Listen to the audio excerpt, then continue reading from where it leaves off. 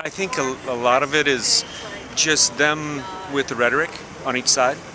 When you look back in history, they're very disinclined to do that because they don't want to be blamed for the shutdown. Personally, for me, it will affect me right away because I work at a middle school.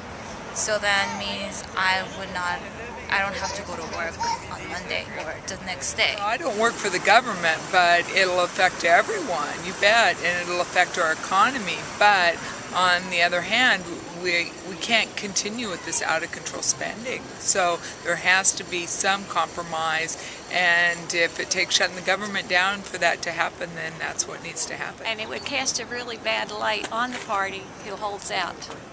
And so therefore, I think they'll come to an agreement if it's going to cause them a problem. I mean, after all, look at the mess we're in.